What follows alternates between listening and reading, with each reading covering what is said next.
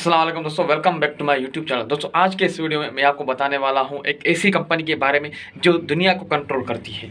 दुनिया को कंट्रोल करती है इन द सेंस कि दुनिया की हर एक कंपनी को वो कंट्रोल करती है। जिस जिस कंपनी के आप प्रोडक्ट्स बाय करते यूज़ करते उन सभी कंपनीज़ को ये कंपनी अकेले से हैंडल करती है और कंट्रोल करती है। कौन सी वो कंपनी या फिर उसके पास इतना पैसा कहाँ से आया कि वो आपको कंट्रोल करती है। दुनिया की हर कंपनी को कंट्रोल कर सकती है। कहाँ से आया उसके पास इतना। तो दोस्तों ये और सारा के सारा वीडियो आपके लिए बनाने जा रहा हूँ, सो इस वीडियो को आप जरूर देखना। दोस्तों आपका टाइम कीमती है तो यहाँ पर मैं टाइम स्टैम्प्स दे रहा हूँ, तो टाइम स्टैम्प आप लगाकर जहाँ पर देखना चाहते हैं आप वहाँ पर जाकर देख सकते हो।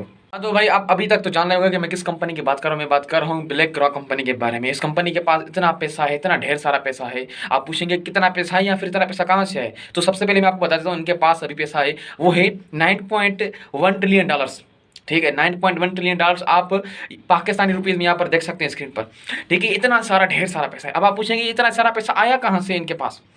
रुको ज़रा सबर करो, मैं आपको बताता हूँ। तो लैरी फिंक से हम शुरू करते हैं कि लैरी फिंक कौन है या फिर इस कंपनी की बुनियाद कहाँ से हुई थी कि इस कंपनी का अभी इतना पैसा कहाँ से आया या फिर इस कंपनी कहाँ से इतना पैसा मैनेज करती है। और दोस्तों मैं आपको बताऊँगा कि लैरी फिंक या फिर ऐसे बड़े बड़े बिजनेसमैन होते हैं, बिजनेस टाइकून होते हैं कि इनके बिजनेस कैसे चलते हैं। दुनिया में कोई भी मसला हो जाए, दुनिया के चाहे वो बबल्स रिसेशन आ जाए 2008 वाली या फिर रिसेशन आ जाए 2000 लास्ट ईयर वाली, तो इन बड़ी कंपनीज का कुछ नुकसान नहीं होता। इन कंपनीज के बनाने वाले होते हैं, जैसे कि मैं आपको बताया कि एक ब्लैक रॉक को थी। ठीक है, कोई भी चीज़ हो जाए इन कंपनी का कोई नुकसान नहीं होता। ठीक है, या फिर आप देख लें इंडिया का मिसाल ले लें कि भाई साहब धीरू भाई अंबानी की कंपनी से कितनी भी डिफिकल्ट चीज़ आ जाए कि उनके कंपनी के वो पैसा बनाते हैं, उनके पैसे मतलब कहीं नहीं जाते। या फिर आप टाटा देख लें, रतन टाटा के टाटा ग्रुप जो है उनकी कंपनीज आप देख लें कि भाई साहब उनका कंपनी हर सेक्टर में और कुछ भी हो जाए लेकिन उनकी कंपनी सर्वाइव करती है और सालों साल तक उनकी कंपनी चलती रहती है।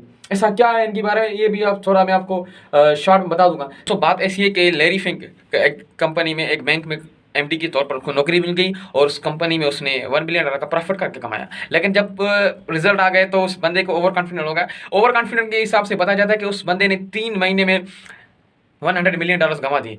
ये क्या होगा कि फाइनेंशियल मार्केट में इस बंदे की रिप्यूटेशन खराब होगी। रिप्यूटेशन खराब होगी तो भाई बैंक वालों ने तो उनको निकाल दिया। भाई उन्होंने आपका इतना बड़ा प्रॉफिट निकाला, $1 बिलियन कमा के दिए। नहीं, बैंक वालों ने कहा भाई आप चले जाओ।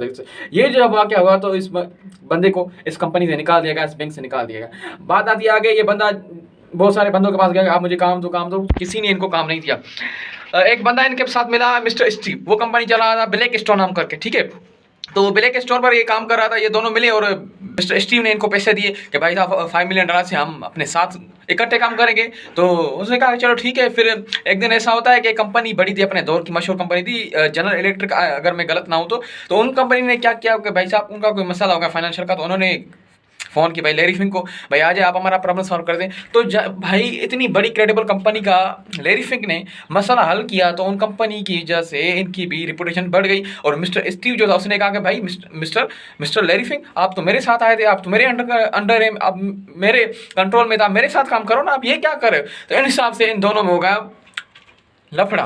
ठीक है, तो आपको मैं बता दूं कि मिस्टर स्टीव जो कंपनी चला रहे थे वो ब्लैक स्टोन चला रहे थे। ये जब इनका लफड़ा हो गया शायद 1988 में, 1988 में इन्होंने कंपनी इसने अपनी खोली, लैरी फिंक बंदे ने ब्लैक रॉक नाम करके। वो ब्लैक स्टोन थी, इसने ब्लैक रॉक करके नाम बना दिया इस कंपनी का।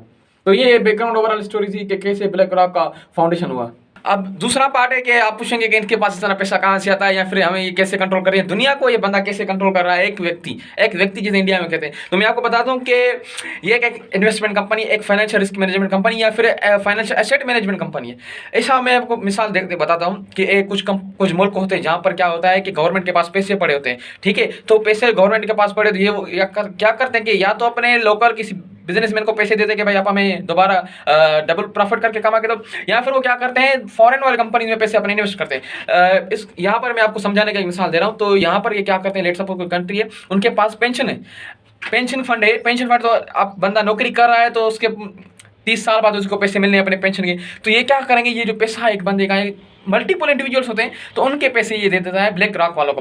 ठीक है, इस हिसाब से क्या करते हैं ब्लैक रॉक वाले, चलो भाई हमें पैसे दे दो, हमें क्या जाता है, हमें तो पैसे चाहिए ना भाई साहब। अब क्या करते हैं, ये इनके पास तो पैसा आ गया, सारे दुनिया के ढेरों मुल्कों से इनके पास पैसा आ गया। ठीक है, प्राइवेट बैंक से इनके पैसा दे दिए। अब क्या होता है भाई साहब, ये क्या करते हैं ब्लैक रॉक हर एक सेक्टर की बड़ी बड़ी कंपनीज में इन्वेस्ट करते हैं। लेट सपोज टेक की बड़ी कंपनीज हैं जैसे कि एप्पल, मेटा, ठीक है, या गूगल हो गया, इन कंपनी में इन्वेस्ट करते हैं, ठीक है। या फिर कोई अलग सेक्टर की कोई बड़ी कंपनी हो गई, जेपी मॉर्गन हो गई, तो ऐसी बड़ी कंपनी में ये क्या करते हैं, बंदा पैसा लगाता है, ठीक है, पैसे लगाते हैं और उनसे प्रॉफिट लेते हैं, ठीक है। अब ये ऐसा है, एप्पल तो बड़ी कंपनी ना, 3.1 ट्रिलियन की मार्केट कैपिटलाइजेशन। अब ऐसी कंपनी में इस बंदे का शायद 5.5 से 7% का स्टेक हो, फेसबुक में इसका 5 से 7% का स्टेक हो, या फिर गूगल में इसका स्टेक हो, तो भाई साहब क्या ही हुआ, इसके तो पैसे कहीं पर गई ना भाई। ये तो ऐसा ही हुआ ना कि इसके पास पैसा एक बंदे दिया और इसने दूसरी जगह पर लगा दिया, इन्वेस्ट किया और यहाँ से उसने पैसे कमा दिए। जैसा कि मैंने आपको पहले बताया कि कुछ कंपनीज है जहाँ पर अपनी अपनी सेक्टर की बहुत बड़ी कंपनी जहाँ पर ये ब्लैक रॉक वाले पैसे अपने लगाते हैं,